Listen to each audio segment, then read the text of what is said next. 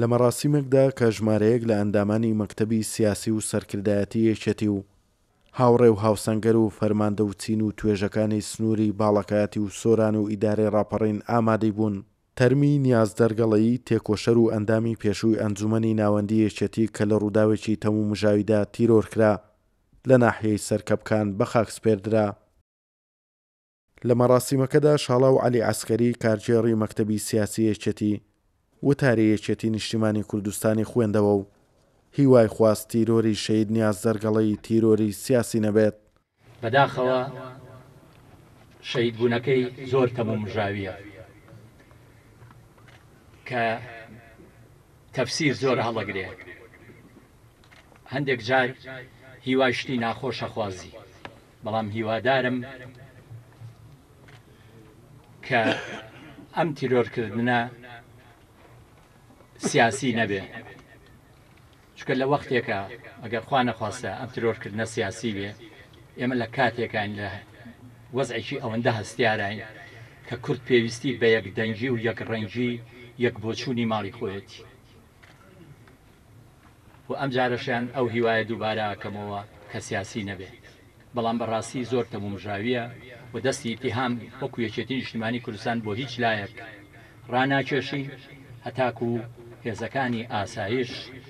جیهەتە ئەمنیەکان ئەگەنە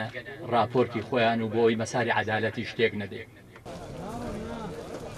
کە سوکاری نیازدەرگەڵەیی داوا لە حکوومەت و یەکێتی نیشتیمانی کوردستان دەکەن کار لەسەر دۆزینەوەی تاوانباران بکرێت، دەژڵێن چەند پەیج و میدیایەکی نابەرپرێز خەریکی هۆنینەوەی چیرۆکی ناڕاستن لەسەر ڕووداوەکە. لێرەوە ڕای دەگەێنین کە ئێمە وەکو بنەماڵەی نیازدەرگەڵەیی داوا دەکەین لە حکوومەت و لە یەکێتی نیشتیمانی کوردستان زۆر بە جددیکار لەسەر دۆزینەوەی تاوانباران بکەن، چونکە کاکنیاز تەنها کوڕی ئێمە نەبوو، بەڵکو کوڕە دڵسۆزەکەی یەکێتی و خزمەتکاری تەواوی هاوڵاتیان بوو. بەداخەوە هەندێک لە میدیای نابەرپرس و هەندێک پەیجی سێبەر لە کاتی ڕووداوەکەوە تاوەکو ئێستا دەیان چیرۆکی سەیرسەریان هۆنیوەتەوە. ئێمە لێرەوە ڕای دەگەینین وەکو بنەماڵەی نیازدەرگەڵەیی بە هیچ شێوەیەک ئێمە هیچ جۆرە لێدوانێک لەسەر ڕووداوەکە نادەین، هیچ وردەکاریەکی ڕووداوەکەش لای ئێمە نییە، بەڵکو لە لای دەستگا معنیەکانە کە هێزەکانی ئاسایش و پۆلیسن کە ئێمە دڵنیاین لە دڵسۆزیان و هیچ گومانێکمان نییە. شەهید نیازدەرگەڵەیی لە ساڵی 1953 لە قەزای ڕواندز لەدایک بووە و لەگەڵ هەڵگیرسانی شۆڕشی نوێ پەیوەندی بە کۆمەڵی ڕەنزەرانی کوردستان کردووە و لە ساڵی 1982 بووە بە پێشمەرگە و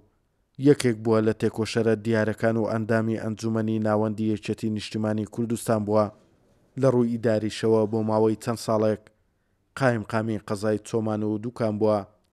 توانە عومەر، کورسات نیوز، ڕانیا.